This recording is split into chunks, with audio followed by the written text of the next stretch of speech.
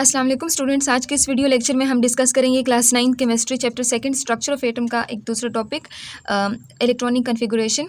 और ये जो टॉपिक है ये आपके एमसीक्यूज़ और शॉर्ट क्वेश्चन के हवाले से बहुत ज़्यादा इंपॉर्टेंट है। इसमें से एमसीक्यूज़ लाजमन पूछे जाते हैं और कौन से पूछे जाते हैं वो इस वीडियो में हम देखेंगे, ठीक है। और शॉर्ट क्वेश्चन कौन कौन से पूछे जा सकते हैं तो वो भी हम यहाँ पर डिस्कस करेंगे। लेकिन यहाँ तक जाने से पहले अगर हम इस टॉपिक को देखेंगे, इस टाइटल को देखेंगे, इलेक्ट्रॉनिक कन्फिगुरेशन, यानी इलेक्ट्रॉनिक का मतलब इलेक्ट्रॉन्स का यहाँ पे जिक्र हो रहा है, ठीक है। और कन्फिगुरेशन कहते हैं तरतीब को। इलेक्ट्रॉन जो है वो किस तरतीब से किसी एटम के अंदर मौजूद है। इससे पहले हमने एटम को डिस्कस किया था और उसमें हमने कहा था कि एटम जो है मेनली दो कंपोनेंट के ऊपर मुश्तमिल होता है। एक इसका न्यूक्लियस होता है, ठीक है, और दूसरा जो होता है वो इसके शेल्स होते हैं, ठीक है। न्यूक्लियस के अंदर क्या होते हैं, प्रोटॉन्स होते हैं और प्लस न्यूट्रॉन्स होते हैं। और अगर आप शेल्स की बात करें तो इसके अंदर इलेक्ट्रॉन्स होते हैं। इलेक्ट्रॉन्स जो होते हैं वो रिवॉल्व करते हैं। तो यहाँ पे जो शेल के अंदर इलेक्ट्रॉन हैं ये किस तरह रिवॉल्व करते हैं, कैसे उसमें ये एटम के आसपास जो है वो मौजूद हो सकते हैं। तो जैसे एक गाँव की आप बात लेते, एक एग्जाम्पल लेते हैं ना कि गाँव के अंदर बहुत सारे लोग जो होते हैं वो रहते हैं, लेकिन वो गांव के अंदर जो लोग होते हैं वो एक जगह के ऊपर तो नहीं रहते ना। हर एक अपने स्पेसिफाइड एरिया होते हैं, उनका घर होते हैं जहाँ पे वो रहते हैं। बिल्कुल इसी तरह इलेक्ट्रॉन्स जो होते हैं वो एक साथ एक जगह के ऊपर नहीं रहते, हजूम की शक्ल में नहीं रहते, बल्कि उनकी एक कन्फाइंड एरिया होता है जिसको हम शेल्स का नाम देते हैं। तो ये वहाँ पर क्या करते हैं, वहाँ पर रहते हैं। लेकिन ये किस तरह से वो डिस्ट्रीब्यूट हो चुके हैं, एक शेल में वो कितने हैं, दूसरे शेल में कितने हैं, तो ये उसकी डिस्ट्रीब्यूशन जो है उसकी तरतीब को हम क्या नाम देते हैं, इलेक्ट्रॉनिक कन्फिगुरेशन का नाम देते हैं। तो चलिए स्टार्ट करते हैं। इसमें जो डेफिनेशन आपको नजर आ रही है, कहते हैं डिस्ट्रीब्यूशन और the arrangement of electrons around the nucleus in the orbits, energy levels, या फिर इसको हम शेल्स भी कह सकते हैं। इसको हम क्या नाम देते हैं, इलेक्ट्रॉनिक कन्फिगुरेशन। डिस्ट्रीब्यूशन कहते हैं तकसीम को, अरेंजमेंट कहते हैं तरतीब को, कैसे वो उसकी तरतीब कैसे हो चुकी है, कैसे उसको अरेंज किया गया है, कैसे उसको तरतीब दिया गया है, किसको, इलेक्ट्रॉन को। यानी इलेक्ट्रॉन की ख़ास तरतीब, एक ख़ास तकसीम, इसको हम इलेक्ट्रॉनिक कन्फिगुरेशन कहते हैं। जैसे यहाँ पे आप लोगों को एक एटम नज़र आ रहा है, एक सर्कुलर पाथ होते हैं जिसको बोहर ने कहा था कि इसको हम शेल्स एनर्जी लेवल्स कहते हैं।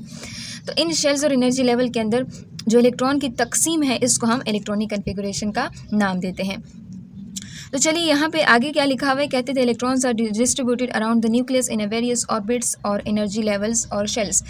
कहते हैं कि जो इलेक्ट्रॉन्स हैं इनको मुख्तलिफ ऑर्बिट्स और शेल में ख़ास तरीके से तरतीब दिया गया है, ख़ास तरीके से उसको तकसीम किया गया। डिस्ट्रीब्यूशन का मतलब तकसीम किया गया है।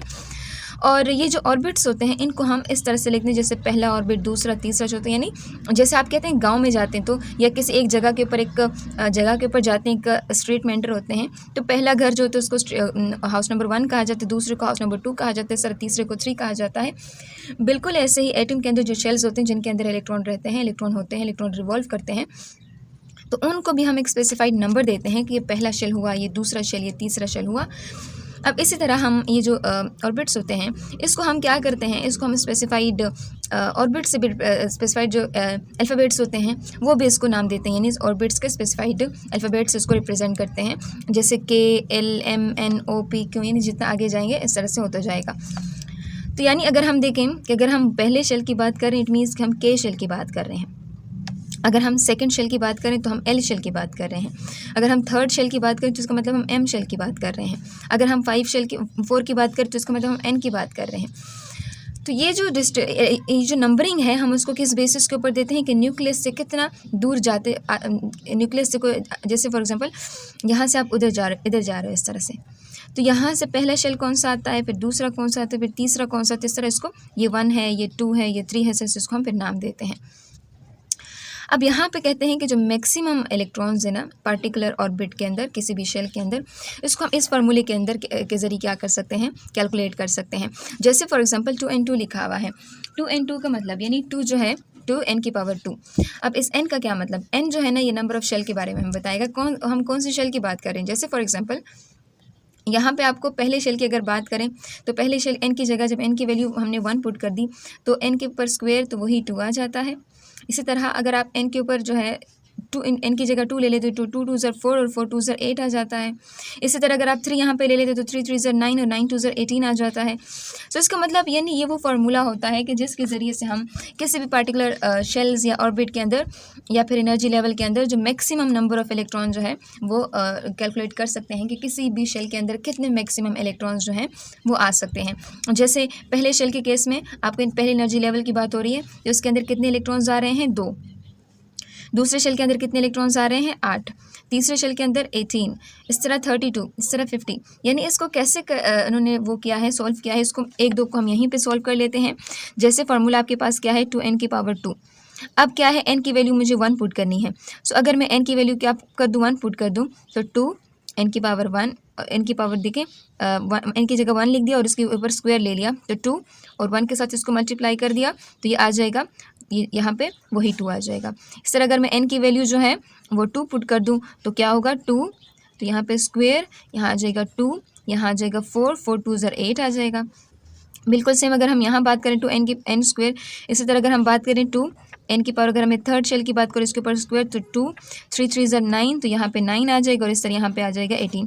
तो देखिए इस तरह से हम किसी भी शेल्स के अंदर जो मैक्सिमम नंबर ऑफ इलेक्ट्रॉन है वो कैलकुलेट कर सकते हैं। हमने क्या देखा, इलेक्ट्रॉनिक कन्फिगुरेशन ये वो फिनोमेना, ये वो प्रोसेस जिसके अंदर हम डिसाइड करते हैं कि किसी शेल के अंदर कितने इलेक्ट्रॉन जो हैं वो मौजूद हैं। यानी इलेक्ट्रॉन की जो तकसीम है ना मुख्तलिफ शेल के अंदर, उसको हम क्या कहते हैं, इलेक्ट्रॉनिक कन्फिगुरेशन कहते हैं।